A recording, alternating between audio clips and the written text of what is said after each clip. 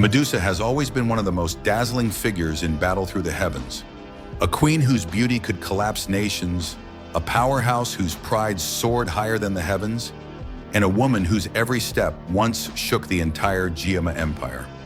Yet when the grand finale of the original novel arrives, when the 5 emperors rise and countless characters find their destinies rewritten, a single brutal truth becomes unavoidable. Among the 5 emperors, Medusa was the one who had the weakest foundation, the lowest qualifications, and the narrowest chance of ever reaching that legendary Dodi realm. Many readers later joked that if Medusa had not given birth to Xiao Xiao, she would never have become a Dodi. And this joke, when examined through the lens of the story's deeper world building, is painfully accurate.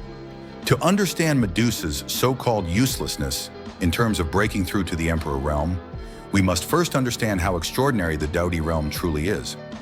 Unlike the previous tiers, Dozhe, Doling, Dowang, Dozun, Dosheng, each of which can be reached through hard work, resources, and opportunities, the Dodi realm is a completely different world. It doesn't care about effort. It doesn't care about talent alone. What matters most is bloodline and intrinsic power bestowed at birth. Without sufficient racial heritage or the spark of ancient imperial blood, no amount of perseverance can push someone through that final gate. Even a lifetime of cultivation, even 1,000 years of dedication, cannot compensate for the lack of the blood required to carry the energy of creation itself. This is why, by the end of Battle Through the Heavens, across the entire vast Duchi continent, after Origin Qi flowed into the world, only 5 people managed to ascend to that realm. Xiao Yan himself, of course, his 2 wives, Xun'er and Medusa, and finally the 2 ancient powerhouses who had lingered at the peak of Dosheng for countless years, Gu Yuan and Zhu Kun. But the moment you compare their circumstances, Medusa's limitations immediately become clear. Start with Gu Yuan, the patriarch of the Gu clan. He was born with Dodi blood. His lineage, his body, and even his very bones contained the residue of the ancient Emperor Tuoshe's power. For him, the Dodi realm was never a fantasy. It was a destination he had been slowly walking toward for thousands of years. He had already reached the absolute peak of Dosheng long before the story's climax. He lacked nothing except the final catalyst. When Origin Qi poured into the continent after Xiao Yan opened the dimensional portal, Gu Yuan naturally crossed the barrier as though it had always been waiting for him. Zhu Kun's situation is similar. A magical beast whose bloodline ranked at the top, the Dragon Emperor had also touched the limits of Dosheng a millennium before the story began. If not for the depletion of his own Origin Qi in the trap of the ancient Emperor's cave, he likely would have become a Dodi long before Xiao Yan was even born. Once freed and once Origin Qi returned to the world, his breakthrough was inevitable. Then there is Xun'er, the most gifted woman in the story.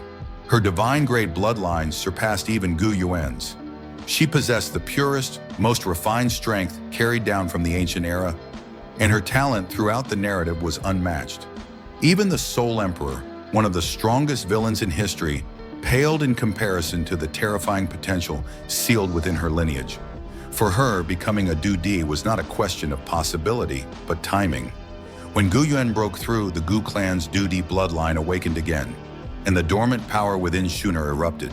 She soared from a 6-star Dosheng directly into the Dodi realm. Her awakening even elevated her entire clan to unprecedented heights. Newborns were born at the Dozong level, and all their peak geniuses instantly broke through to the Dosheng realm. The Gu clan became untouchable overnight. Against the overwhelming brilliance of these 4, Medusa's qualifications appear alarmingly fragile. Yes, she evolved repeatedly, eventually becoming the 9-colored devouring python. And yes, this magical beast bloodline ranked among the strongest of the serpent races, reaching 5th place overall, but 5th is still far from 1st. Bloodline ranking is not symbolic. It is the deciding factor for breaking into the Santomporo realm. Even with Origin Qi flooding into the world, someone whose bloodline lacks imperial potential simply cannot reach Dodi. There is no amount of effort, opportunity, or determination that can substitute for innate heritage. This is why Zhu Kun could make it. This is why Gu Yuan made it. This is why Xun'er soared effortlessly. And this is why, without an external miracle, Medusa's path would have ended at Dusheng forever. Yet fate intervened through the most unexpected means: her daughter, Xiao Xiao. When Xiao Xiao was born, she inherited Xiao Yan's bloodline, a bloodline that, after Xiao Yan became Dodi, had fully awakened. Through her daughter, Medusa obtained a trace of this emperor blood. As Xiao Xiao grew and awakened the Dodi bloodline herself, that divine energy naturally flowed backward to her mother.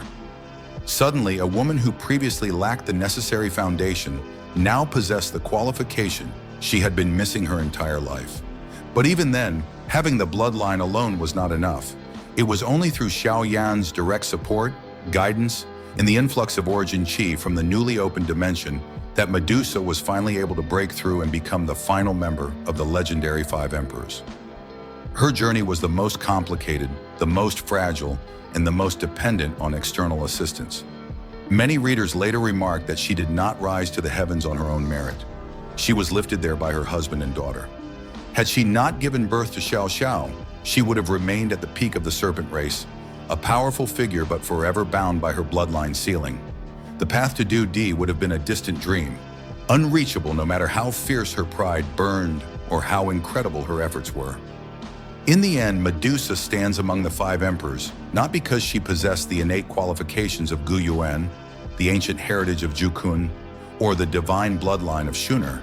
She stands there because destiny tied her to Xiao Yan, and through their daughter she received the final piece her bloodline lacked. Perhaps this is the cruelest truth hidden beneath the finale's brilliance.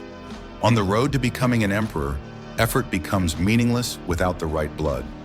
Medusa's greatest accomplishment in life was not her cultivation, not her evolutions, not her battles. It was the simple act of giving birth to Xiao Xiao, a choice that changed her destiny, elevated her bloodline, and allowed her to step onto a throne she otherwise would never have touched.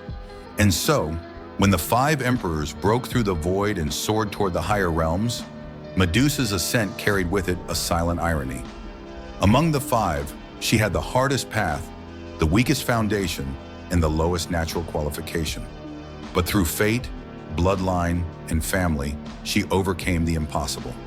In a world where lineage defines the limits of power, Medusa proves that destiny sometimes bends for those who walk unexpected paths, and that even a queen who once stood alone against the world can rise to godhood if she finds the right bond, the right moment, and the right connection to the blood of an emperor.